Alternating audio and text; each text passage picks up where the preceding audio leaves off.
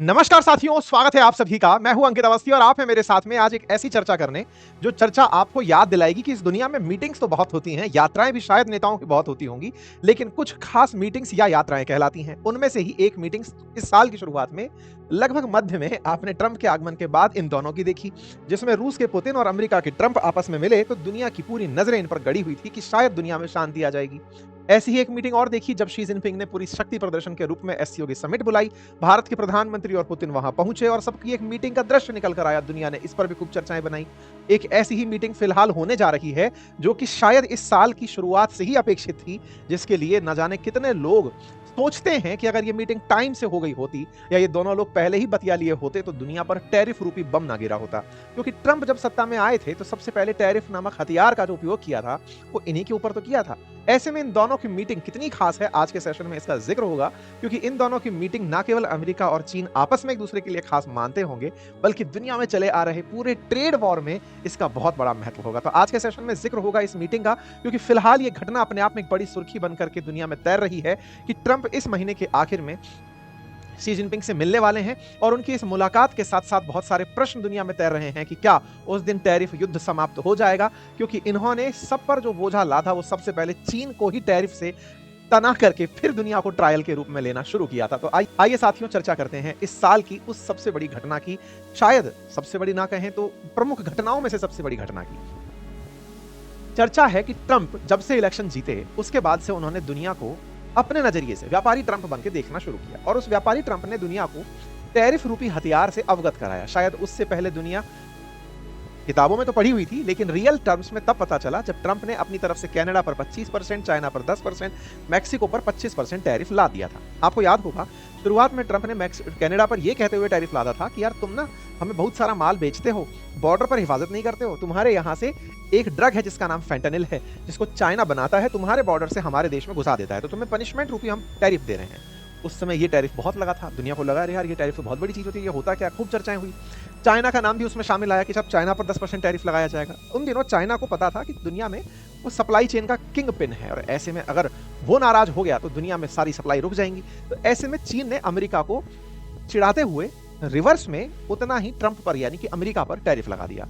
इससे ट्रंप चिढ़ गए तो फिर भाई साहब रस्साकसी शुरू हुई 10 से 20, 20 से 54, 54 से 104, 145, 245, थोड़ा ये बढ़ाएं तो फिर उतना वो बढ़ा दे, फिर ये बढ़ाएं फिर वो बढ़ा दे।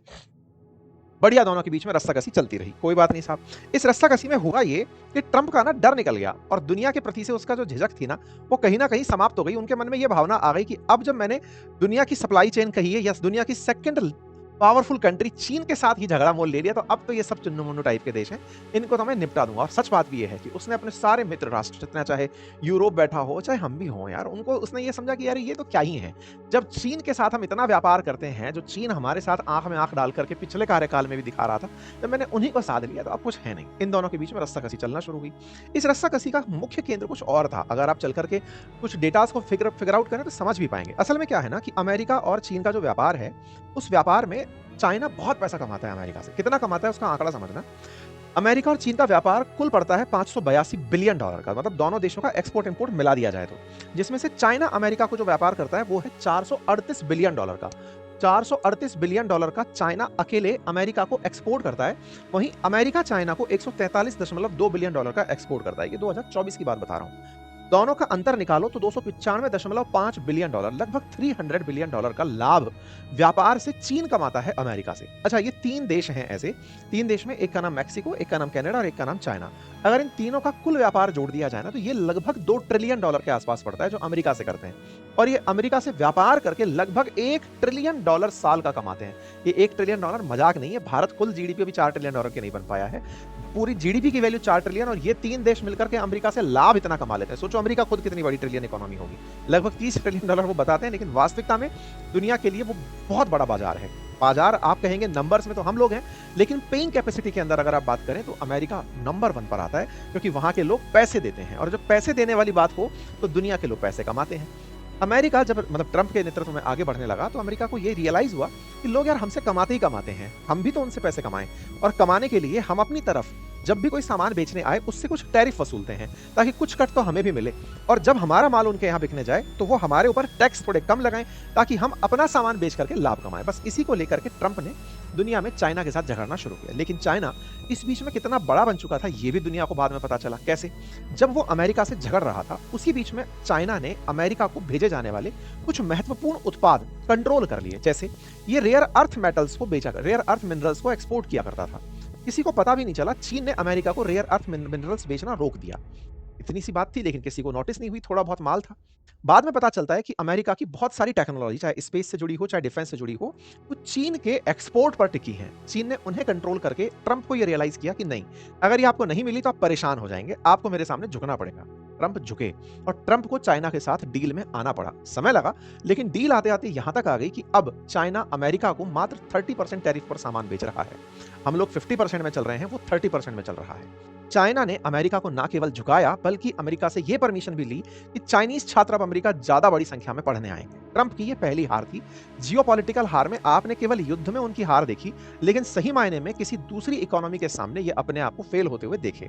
लेकिन हाँ, ये भी समझ चुके थे कि चीन के साथ व्यापार अगर करना है तो इसे किसी न किसी तरीके से अंगेज करना होगा। इन्होंने यही तरीका अपनाया, कई तरह की इनके साथ में ट्रेड वार्ताएं की। इन ट्रेड वार्ताओं में ट्रंप ने अपना पुराना दाव चला। पुराना दाव क्या था? व्यापारी होने का दाव। व्यापारी होने के दाव की कहानी में टिकटॉक को खरीदा गया। इसकी कहानी बड़ी रोचक है, मैं कई बार बता चुका हूं, फिर भी ब्रीफ करता हूं। देखिए, जब क्या हुआ ना, पिछली बार जब इलेक्शन था, यानी कि जब ट्रंप जिसमें जीत कर आए, उस समय बाइडेन और ट्रंप जब आमने सामने थे, बाद में बाइडेन बैठ गए, उनकी जगह फिर उनकी टीम से उतारा गया। हुआ क्या कि उस इलेक्शन से पहले सोशल मीडिया के माध्यम से अमेरिका चुनाव में उतरा हुआ था। ट्रंप को जिताने के लिए एलॉन मस्क ने ट्विटर खरीद लिया था। दूसरी तरफ से ट्रुथ नाम से ट्रंप अपना सोशल मीडिया चला ही रहे थे। चाइना का टिकटॉक भी अमेरिका में बहुत देखा जा रहा था। असल मायने में चीन की कंपनी जो बाइट डांस है, जो ये बनाती है, उसका चाइना के बाहर अगर कोई बहुत बड़ा यूजर है, उसका नाम है अमेरिका। टिकटॉक का बहुत ज्यादा यूज अमेरिका में होता है। और ऐसे में ट्रंप जब चुनाव में उतरे थे तो ट्रंप ने टिकटॉक का बहुत यूज किया था अपनी बातों को लोगों तक पहुंचाने में। नुकसान बाइडेन को हुआ था। चुनाव का कैंपेन तो पहले शुरू हो जाता है, तो बाइडेन जाते जाते क्या किया कि टिकटॉक पर बैन की घोषणा कर गए। टिकटॉक बैन के लिए घोषणा हुई, कोर्ट में टिकटॉक कंपनी पहुंची। कोर्ट ने भी ये मान लिया कि नहीं भाई, हमारा डेटा विदेशों में नहीं जाना चाहिए, इस आधार पर अगर तुम पर बैन लगता है तो सही है। बाइडेन चले गए, ट्रंप आए। ट्रंप ने इसको ब्लेसिंग इन डिस्गाइज, आपदा में अवसर के रूप में देखा और किया क्या? चाइना से कहा कि देखो, पुराने आदेश के अनुसार तुम पर बैन लगना है, इस तिथि को तुम्हारे ऊपर बैन पूरी तरह लग जाएगा। या तो पूरा कारोबार बंद करके जाओ, या ये हमें बेच दो।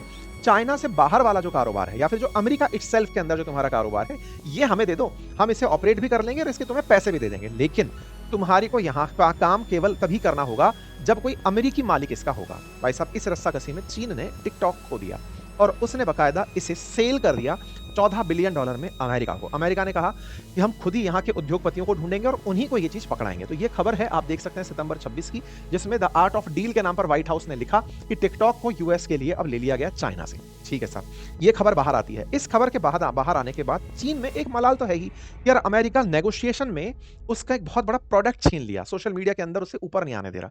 इस दौर में इन लोगों के बीच में मल्टीपल टाइम की बातचीत हुई, Geneva, London, Stockholm, Madrid. Recent इनकी मैड्रिड के अंदर बातचीत हुई और इन बातचीत में तय हुआ कि दो बड़े दिग्गजों की मीटिंग करवाई जाती है। अच्छा, मीटिंग किनकी होनी है? शी जिनपिंग की और ट्रंप की। ये बात कहां से निकल कर आई? असल में हुआ ये, ट्रंप को ये रियलाइज तो हो चुका था कि चाइनीज सामान पर हमारी निर्भरता है। $300 बिलियन हम चाइना को देते जरूर हैं, लेकिन चाइना वाले हमें उतनी एवज का सस्ता माल भी उपलब्ध कराते हैं। लेकिन अमेरिका भी चीन को कुछ सामान तो बेचता है, लगभग $150 बिलियन के सामान बेचता है। उनमें से लगभग $12.5 बिलियन साल का अमेरिका चाइना को सोयाबीन बेचता है। अब इस सोयाबीन की कहानी बड़ी इंटरेस्टिंग है साहब। मतलब ये ऐसा प्रोटीन है जिसके लिए अमेरिका और चाइना बहुत बुरी तरह झगड़ रहे हैं। चाइना बहुत प्रोटीन खाता है साहब। चाइना, ये जो फिश कंट्रीज है ना, जो फिश बहुत कंज्यूम करते हैं, फिश के अल्टरनेट्स में प्रोटीन सोर्स में सोयाबीन का बड़ा कंजप्शन होता है। और ऐसे में सोयाबीन के प्रमुख यूजर्स में से एक चीन है। चीन को खरीदने के लिए सोयाबीन अमेरिका बहुत सस्ता माल दे देता था। हमेशा अमेरिका का जो सबसे बड़ा सप्लाई, मतलब अमेरिका साल का अगर 100 किलोग्राम सोयाबीन बेचता है तो 54 किलोग्राम अकेला चाइना खरीदता था। आप ऐसे समझिए। दुनिया में अगर बात करें सोयाबीन उत्पादकों की तो सबसे ऊपर चलता है ब्राजील, उसके बाद है अमेरिका और तीसरे नंबर पर अर्जेंटीना आता है। ये लगभग दुनिया का 80% सोयाबीन तीन ही लोग पैदा करते हैं। ठीक है, अमेरिका पैदा ही बेचने के लिए करता है, उसको इतना नहीं खाना है, वो बर्गर खा के खुश है। ऐसे में यहाँ पर ये जो सोयाबीन की खेती है ना, ये इन दोनों के बीच में फिलहाल बातचीत का बड़ा कारण बन चुकी है। ऐसा मैं क्यों बोल रहा हूं? बाय द वे, एक फैक्ट और मैं आपको बता दूं कि ये दोनों पिछली बार 2019 में मिले थे। व्यक्तिशः ये दोनों अब 6 साल बाद मिल रहे हैं। हालांकि इन लोगों की फोन पर बातचीत हो चुकी है, लेकिन अब इनका मिलना हो रहा है। आयोजन बड़ा खास है। आयोजन क्या हो रहा है? असल में ट्रंप एशिया आ क्यों रहे हैं, इसके पीछे की थोड़ी सी जियोग्राफिकल बात है जो आपको समझनी चाहिए। मैं आपको एक मैप दिखाता हूँ। आपके सामने एक मैप है साथियों। इस मैप को अगर और गहराई से देखें तो यहाँ पर आप देखेंगे ये पैसिफिक ओशन है। इस पैसिफिक ओशन के दोनों तरफ, एक तरफ ईस्ट एक तरफ वेस्ट अगर हम देखें तो कुछ देश हैं। इन देशों को एक विशेष कलर के साथ कोड किया हुआ है। ये जो देश आपको दिख रहे हैं ये संख्या में 21 हैं। ये 21 देश एशिया और पैसिफिक ओशन से कनेक्टेड और जो है उनका एक समूह है। इसे ही एशिया पैसिफिक कहा जाता है। एपेक, एशिया पैसिफिक कंट्रीज हैं ये सारी की सारी जिन्हें आप इस समय देख रहे हैं। इनकी एक बैठक होती है, इसे कहते हैं एशिया पैसिफिक इकोनॉमिक कॉर्पोरेशन। एक बैठक होती है से मतलब हर साल होती है एक बैठक। पिछले 30-40 साल से चली आ रही है, 30 साल से चली आ रही है। इस बैठक में क्योंकि अमेरिका भी पार्टिसिपेट करता है और चाइना भी पार्टिसिपेट करता है। आप मैप को ध्यान से देख रहे होंगे तो रशिया भी आपको विजिबल हो जाएगा। हालांकि पुतिन का आना इस बैठक में भी कंफर्म नहीं हुआ है, इसलिए हम अभी उस पर फोकस नहीं कर रहे हैं। इन दोनों सुपर पावर्स जो पैसिफिक ओशन के दाएं बाएं रह रही हैं, ये दोनों सुपर पावर्स बैठक करने जा रही हैं इस महीने के अंत में साउथ कोरिया में। मैप पर जूम करने पर दिखाई देगा वो देश, चिन्नू सा देश है, ये रहा साउथ कोरिया। इस साउथ कोरिया में इस महीने के अंत में मीटिंग हो रही है। ये सारे के सारे देश यहाँ इकट्ठे हो रहे हैं।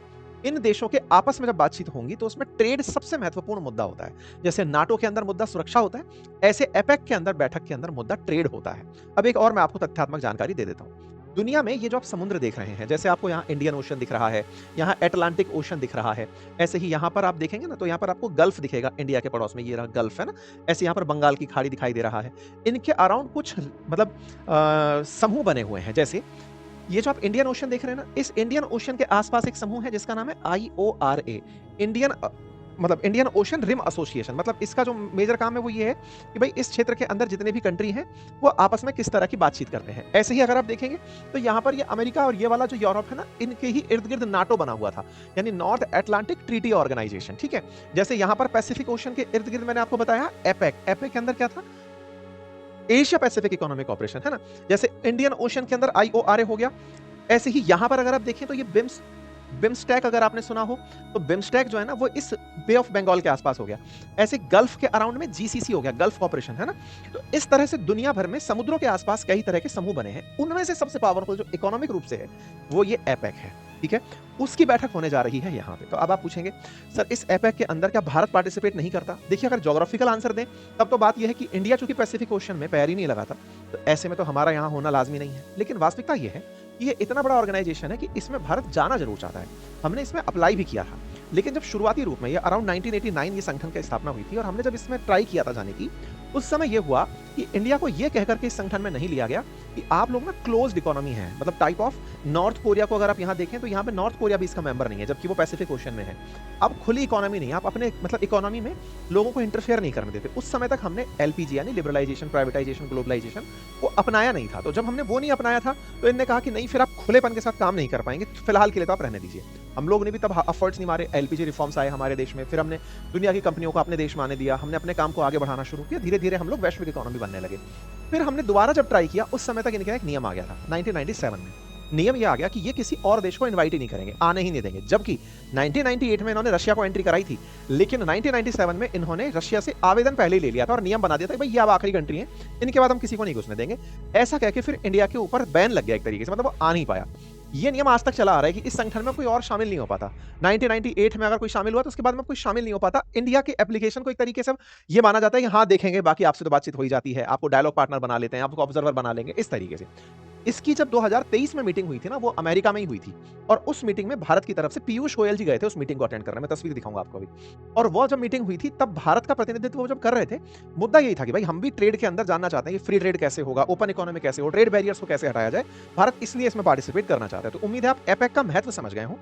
इस महत्वपूर्ण, इसीलिए मैंने आपसे कहा कि यहां से चल के ये इस तरफ आ रहे हैं, ये एशिया है। तो एशिया में कौन आ रहे हैं? ट्रंप आ रहे हैं। ऑस्ट्रेलिया भी इसमें शामिल है और न्यूजीलैंड भी इस मीटिंग में आएगा, लेकिन महत्वपूर्ण किस तरह से है उम्मीद है आपको वो समझ में आया हो। ठीक है, तो एपेक की पूरी कहानी 21 देशों का ये समूह है और इस समूह के अंदर भारत ने भी ट्राई किया, लेकिन फिलहाल हम नहीं है। यहाँ पर ये तमाम देश हैं जिनके नाम हमने दिखा दिए। भारत के ट्राई के ऊपर मैंने आपको जानकारियां दे दी।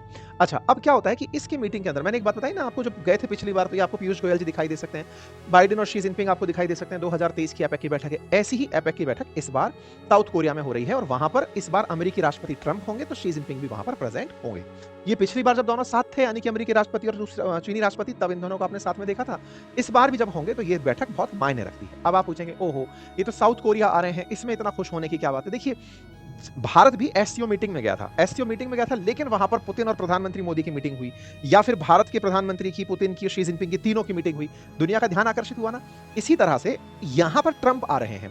ट्रंप की एक तरह से कहिए तो अभी कुछ दिनों पहले जब वो गल्फ में आए थे, जिस समय वो कतर वगैरह पर आए थे, उसके बाद में उनकी अब एक तरह से दूसरी मीटिंग है जब ये बाहर कहीं जा रहे हैं। और ऐसे में हालांकि उसके बाद में ये लंदन भी जा चुके हैं, लेकिन एक तरह से प्रमुख रूप से ट्रेड के नाम पर ये बड़ी मीटिंग कंसीडर की जा रही है। ठीक है, इस मीटिंग में ये दोनों लोग बतियाएंगे क्या? सोयाबीन। अब ये कहेंगे कि ये सोयाबीन की क्या कहानी है? ये बड़ा इंटरेस्टिंग है साहब। ये ऐसा मामला है कि जिसके चलते अमेरिका चीन के साथ सीरियसली सरेंडर हो चुका है। मतलब ऐसा हो रखा है कि भाई साहब इस चीज को हटा दो, नहीं तो हम लोग ना खराब हो जाएंगे। कैसे खराब हो जाएंगे, अब उसको समझो।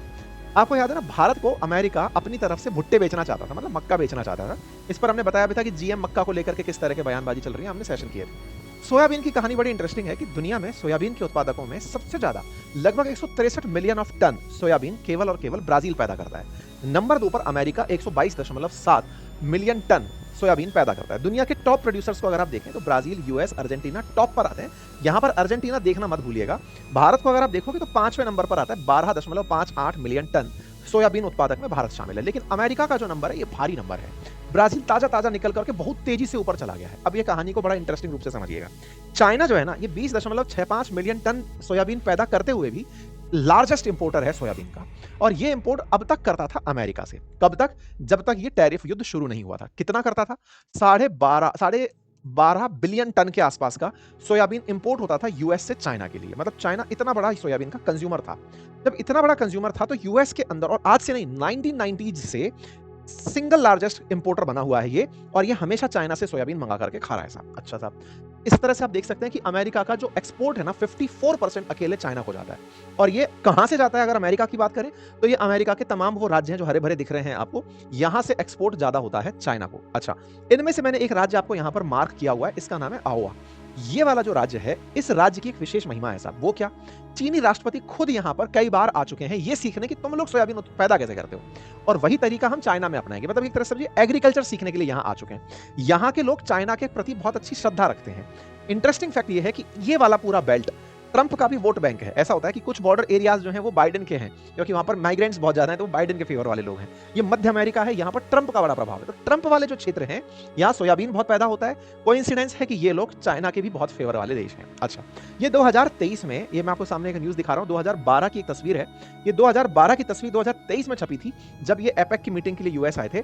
उस समय दिखा रहे हैं कि 2012 में देखो शी जिनपिंग कैसे इस क्षेत्र में आए थे। कौन से क्षेत्र में आए थे? आउवा में आए थे। ये आउवा करके जो जगह है, इस जगह पर आए थे, और इस जगह पर इन्होंने किसानों के साथ बातचीत की थी। ये सारे किसानों के साथ में बातचीत, इधर की तरफ किसान खड़े हैं, इनका पूरा प्रतिनिधि मंडल है, ये जानने आए थे। और इंटरेस्टिंग बात और थोड़ा देखें तो ये 1985 में शी जिनपिंग, तब थोड़ा जवान हुआ करते थे, 1985 में शी जिनपिंग यहाँ पर अपना पूरा मंडल, प्रतिनिधि मंडल लेकर आए थे, ये जानने के लिए कि यहाँ सोयाबीन कैसे पैदा होता है। मतलब क्यूरियस शी जिनपिंग। ठीक है, तो शी जिनपिंग यहां से सीख करके खुद के क्षेत्र में भी सोयाबीन पैदा किए, लेकिन यहां के लोगों के साथ एक कनेक्ट बहुत अच्छा बनाकर गए थे। तो यहां से मतलब चाइना के लिए माल पैदा होता है, इस तरह का माहौल बना रहता है। चलिए साहब, ये वाली बात भी हो गई।